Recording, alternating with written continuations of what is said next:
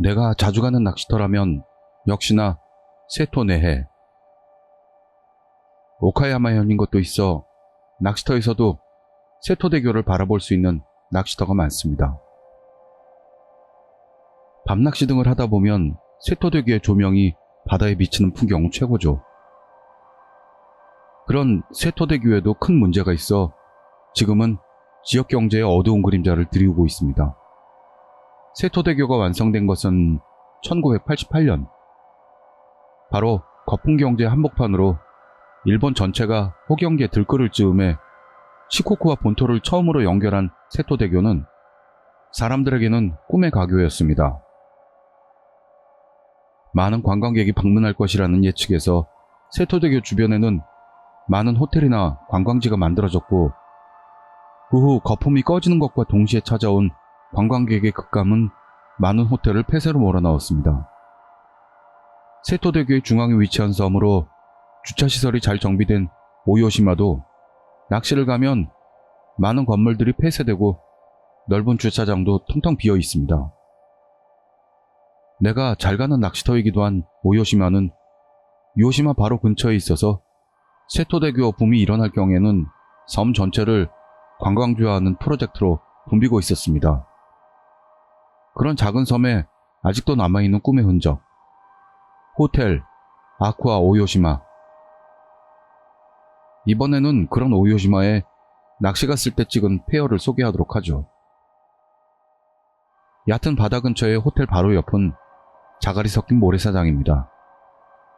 이곳에서는 능성어, 볼락, 참돔 등이 잘 잡히는 지역으로 나도 자주 배로 건너가는 낚시터입니다. 그러나 밤이 되면 신경 쓰이는 게 페어의 존재죠. 이 지역에서 꽤 많이 낚시를 했습니다만 밤이 되면 그 페어 호텔 쪽이 더 신경 쓰입니다. 이 호텔은 이렇다 할 귀신 이야기는 들은 적 없지만 안에 사람이 있다든지 창문으로 사람 그림자가 보인다든지 하는 소문은 끊이지 않습니다. 일부러 떨어져 있는 작은 섬까지 와서 페어를 탐험하는 사람도 적어서 그런지 그 보았다고 하는 사람 그림자가 뭔지는 명확하지 않습니다.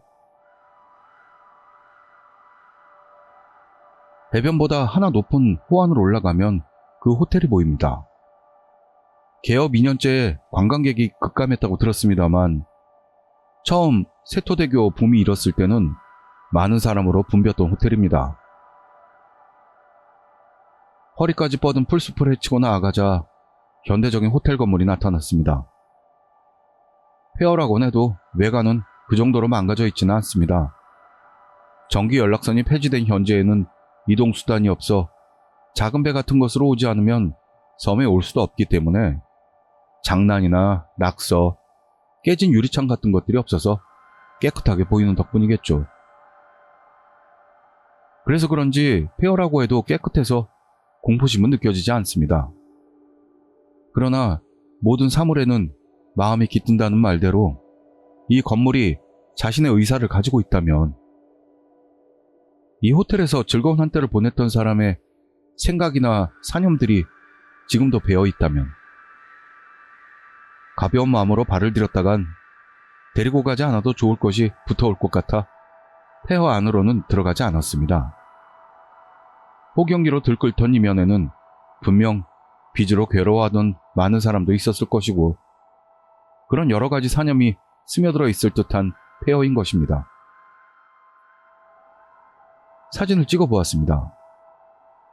각각의 장소를 확대하여 확인해 보시죠. 특별히 이상한 것은 없는 것 같습니다만 1번 하부의 아치 창문 오른쪽에서 세 번째 뭔가 머리가 긴 여성의 그림자로도 보입니다. 2번 3층 아치 창문 제일 오른쪽 이것도 머리가 긴 여성으로 보입니다. 1번의 사진과 같은 여성은 아닐까요? 3번 오른쪽 끝 1층 처마 밑 얼굴을 내밀고 있는 것처럼 보입니다만 어쩌면 오랜만에 방문한 사람의 기척에 뭔가가 확인하려는 것처럼 얼굴을 내밀고 있는 걸까요? 심령사진을 구분하는 방법으로는 아무것도 느끼지 못한다면 빛이나 우연에 의한 것이라는데, 만약 등골에 조금이라도 한기가 돌았다면 진짜일지도 모르겠습니다. 오카야마현, 카가와현에는 거품 경제에 휩쓸렸던 이런 관광 건물이 많이 서 있습니다. 대부분은 철거되어 나지가 되거나 팔렸지만 이용할 방법이 없어 폐허가 되는 등 사람을 맞기 위해 만들어진 건물에 뭔가 깃든다면. 떠날 때 불어온 강풍에 건물이 우는 소리도 들렸습니다. 사진 왼쪽의 건물이 호텔 흔적이고 그 맞은편에 보이는 다리가 세토대교입니다. 결국 꽤 잘 잡히는 낚시터인데도 아무래도 밤에는 무섭습니다. 아무렇지도 않는 듯 낚시하는 사람들도 있지만요.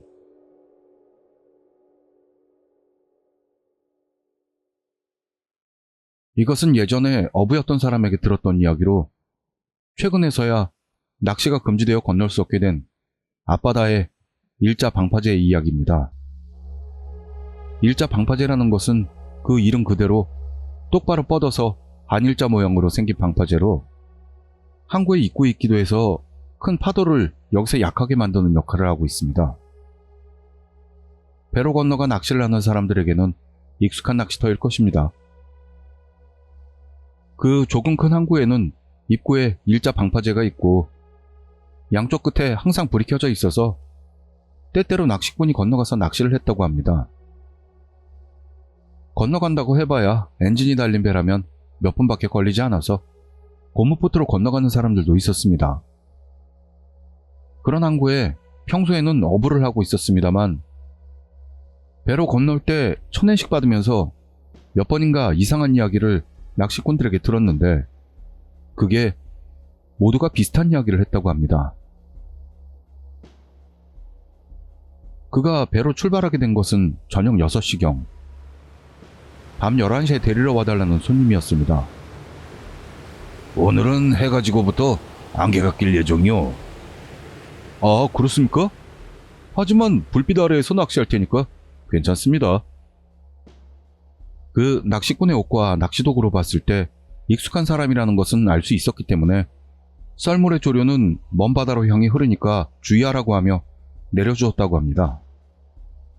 바람 불기 시작하면 전화 드리겠습니다. 낚시꾼은 그렇게 말하고 내렸습니다. 배를 항구로 돌렸고 바로 근처 자택으로 돌아가 있었는데, 밤 10시가 되자 바람이 강하게 불기 시작했습니다. 괜찮으려나? 그 정도로 위험한 바람은 아니었습니다만 일기예보대로 안개는 안개비처럼 되어 축축한 날씨가 되고 있었습니다. 그러고 보니 2년 정도 전에는 비슷한 날에 배로 데려다 줬다가 바다에 빠진 사람이 있던 게 생각났습니다. 생명에 별반 지장은 없었습니다만 데리러 갔더니 얼굴이 창백해져 부들부들 떨고 있던 것을 생각해냈습니다. 이유도 묻지 못하고 돌아와서 그 후로는 오지 않았습니다만 걱정이 되어서 조금 일찍이지만 배를 내어 데리러 가기로 했습니다. 안개비는 비로 바뀌었고 그로 인해 안개는 다소 걷히기 시작했습니다. 불빛 아래에 낚시꾼의 모습이 보여서 배를 댔더니 굴러 넘어지듯 그 사람이 배로 올라타는 겁니다. 왜 그래요? 아무 말도 없습니다. 그러고 보니 낚시 도구들은? 아니 됐으니까 빨리 돌아가 주세요. 물에 빠진 듯 흠뻑 젖은 낚시꾼을 태우고 항구로 돌아갔습니다. 무슨 일인 거지? 떨기만 하는 낚시꾼을 보면서 이상하게 생각했습니다. 낚시꾼의 발에 해초류가 붙어 있어 아무래도 물에 빠진 것처럼 보이는 것입니다. 배는 항구에 도착해 어부 휴게소에서 수건을 낚시꾼에게 건넸습니다. 떨어졌어? 따뜻한 캔커피를 건네받은 낚시꾼이 머뭇머뭇 말을 하기 시작했습니다. 낚시터에 도착해서 바로 준비를 하고 낚시를 시작했습니다.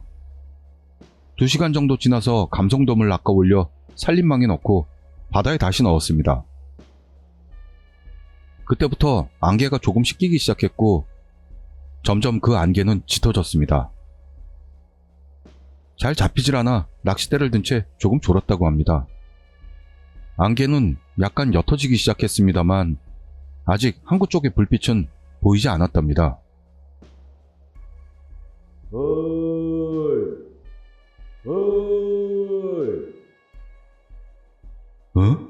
뭐지? 뭔가 멀리서 이쪽을 향해 소리치고 있는 것 같은 목소리였습니다.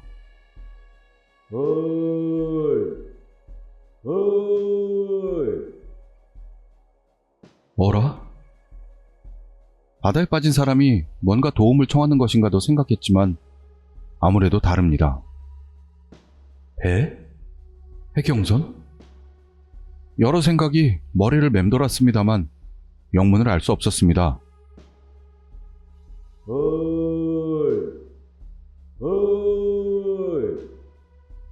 낚시꾼이 소리가 나는 쪽을 확인하려고 일어서려고 하는 순간 바지가 제 방 모서리에 걸리면서 비틀대다가 바다로 떨어지고 만 것입니다. 으악! 제 방에서 해면까지의 높이가 약 2m. 엄청난 기세로 빠졌을 거라고 생각됩니다. 진정하자. 진정해. 낚시꾼은 물속에서 자기 자신을 타일렀습니다. 구명조끼를 입고 있어서 가라앉을 염려는 없습니다. 이윽고 바닷물 속에서 얼굴을 내민 낚시꾼은 목소리가 나던 방향을 향해 소리쳤습니다. 누구 있어요? 사람 살려!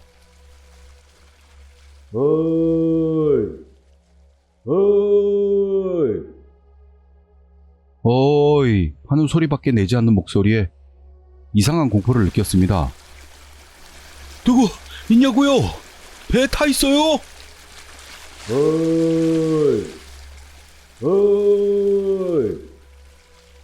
빨리 구해줘요! 듣고 있긴 한 건가? 안 들리는 건가? 그 소리는 단조롭게 어이만을 반복할 뿐이었습니다. 혼란스러운 머리로 생각했습니다.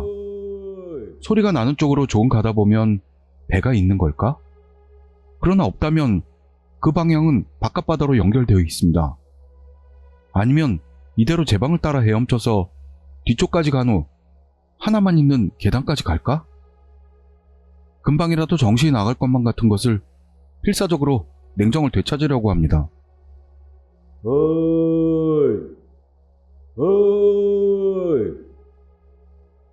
그 사이에도 고장난 녹음기처럼 단조로운 소리가 들렸습니다.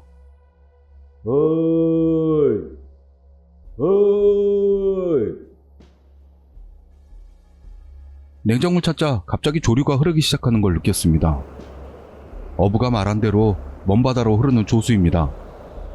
서두르지 않으면 제 방에 해초를 잡고 있는 것으로는 떠내려가 버릴 것 같습니다.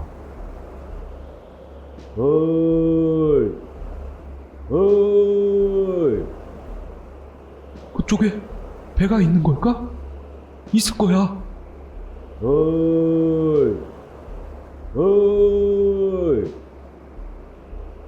조류는 해초를 놓으면 목소리 쪽으로 바로 흘러갈 듯한 기세가 되고 있습니다. 배가 있는 쪽으로 가볼까? 이 물살 속을 제 방을 따라서 어떻게든 헤엄쳐 계단이 있는 곳으로 갈까? 여기는 해초를 잡을 수 있지만 저쪽으로 헤엄쳐가도 제 방에 잡을 게 있는 걸까? 중간에 무슨 일이라도 생긴다면 거리로 봤을 때 200? 300m? 헤엄치면 몇 분이 걸리려나? 낚시꾼은 혼란스러워지기 시작했고 발을 내듯 그 소리 쪽을 향해 소리쳤습니다. 살려달라고! 바다에 빠졌어! 목소리가 그치더니 한동안 아무 소리 없다가 뭐야? 벌써 빠진 거야? 처음으로 다른 말을 하는 목소리에 몸속부터 얼어붙을 것 같은 공포를 느낀 것입니다. 안개로 보이지 않는다고 해도 그 소리는 바로 5, 6m 가까이에서였기 때문입니다. 게다가 즐거운 듯 섬뜩한 목소리에 낚시꾼은 황급히 제 방을 따라 필사적으로 헤엄을 치기 시작했습니다. 점점 빨라지는 조류를 헤엄치는 건 불가능했습니다. 해초를 잡고 제 방의 콘크리트 요철 같은 곳을 손이 베이는 것도 상관 않고 잡고 도망쳤습니다. 어이, 어이. 낚시꾼은 죽을 힘을 다해 도망쳤고 그동안에도 그 소리는 나고 있었습니다. 맨손으로 제 방에 붙은 조개나 바위 표면을 잡고 있어서 손은 다 베이고 옷은 찢어지면서 계단까지 다다랐고 도착하자마자 정신없이 올랐다고 합니다. 피는 나지 않았습니다만 손가락 끝이 벌어져 창백해진 손과 손가락, 새파래진 낚시꾼을 보다가 2년 전에 왔던 낚시꾼도 비슷한 말을 했던 게 생각났습니다. 거긴 바람이 세게 부니까 바람 소리일 수도 있어요. 그래도 뭐야? 벌써 빠진 거야? 하는 소리는 분명히 사람 목소리였어요. 그래요? 하지만 만약 그쪽으로 헤엄쳐 갔다간 먼 바다로 떠내려갔을 거요. 소독약과 반창고로 손가락을 치료하고 살짝 진정된 낚시꾼을 차까지 바래다주고 돌아왔습니다. 그로부터 몇 년 동안 고무보트 등으로 건너갔던 낚시꾼 등이 잇따라 실종되었고 그 일자 방파제는 낚시가 금지되었다고 합니다. 조류도 빨라 위험하기 때문에 큰 간판을 세우고 한 곳만 있었던 바다에서 오를 수 있는 계단도 철조망으로 봉쇄되었습니다. 그 이후로는 그런 이상한 소문은 들리지 않는다는데 안개비가 내리는 바다를 보면 그 목소리 이야기를 떠올리게 된다고 합니다. 어이, 어이.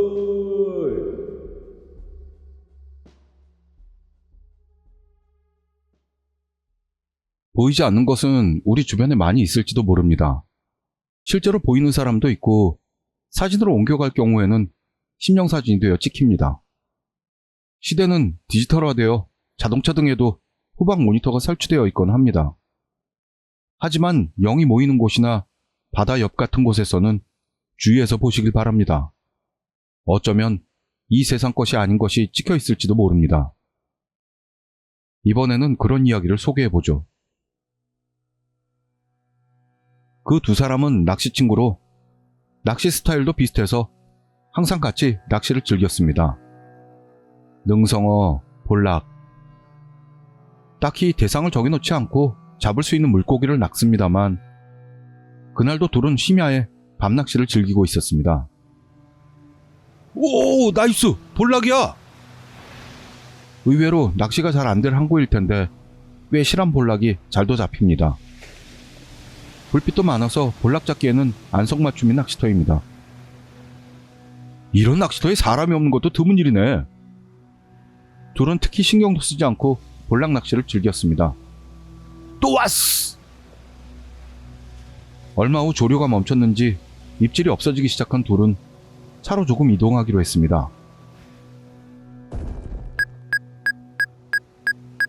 우와! 당황해서 급히 브레이크를 밟았습니다. 뭐야? 안색이 바뀌어 내리고 다른 한 명도 내렸습니다. 뭔가 밟은 거야? 아니요, 기분 탓인가? 물어보니 뭔가 사람 같은 게 후방 모니터에 찍혔다는 겁니다. 그렇다 치더라도 낚시를 하는 중에는 아무도 만나지 못했고 인기척도 없었습니다. 잘못 봤나 봐. 둘은 차로 돌아갔습니다. 이번에는 운전석 창문을 열고 뒤를 확인해가며 후진을 시작했습니다. 위험해! 뭔데? 이번에는 조수석에서 모니터를 보던 쪽이 소리쳤던 겁니다. 뭐가 비쳤어? 사람 있는 거 아니야? 실제로 창문을 열고 있는 쪽에게는 아무것도 보이지 않았습니다. 두 사람은 섬뜩해져서 창문을 닫고 그 자리를 떠났습니다. 그날은 결국 그대로 돌아가기로 했습니다. 특별히 무섭다거나 한 건 아니었습니다만 섬뜩한 체험에다 낚시가 될 시간대도 아니었기 때문입니다.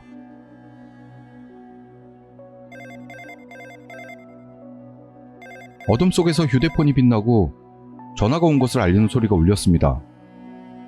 낚시에서 돌아와 도구들을 정리하고 막 자려던 때였습니다. 뭐야, 지금 몇 시인데 그래? 야, 저기 지금 오늘 찍었던 낚시 사진 보냈어. 한번 봐봐. 내일 보내줘도 되는데 뭐 어쩔 수 없지. 볼게. 전화기를 확인하자 사진이 3장 첨부되어 있습니다. 우와! 자기도 모르게 전화기를 집어던질 뻔했습니다. 그곳에는 내비게이션에서 봤던 모습과 똑같은 것이 찍혀 있었습니다. 분명하게 찍히지는 않았지만 확실히 내비게이션에 찍힌 것과 같았고 휴대폰으로 사진을 보니 그게 사람 그림자라는 걸 알 수가 있었습니다. 나중에 둘이서 알아봤습니다만 그 낚시터는 귀신이 나오는 낚시터로 유명한 곳이고 이상한 사고가 잇따르면서 그 이야기를 아는 낚시꾼들은 발을 들이지 못하는 그런 낚시터였던 겁니다. 세상은 디지털 영상의 시대로 들어섰습니다만 드물게 찍혀서 안 되는 것까지도 기록되어 영상이 되는 경우가 실제로 있다고 합니다. 빛의 세기, 우연. 대부분의 심령사진은 그런 자연과 우연함이 원인입니다. 하지만 드물게 진짜 영혼이 담겨 있는지도 모르겠습니다.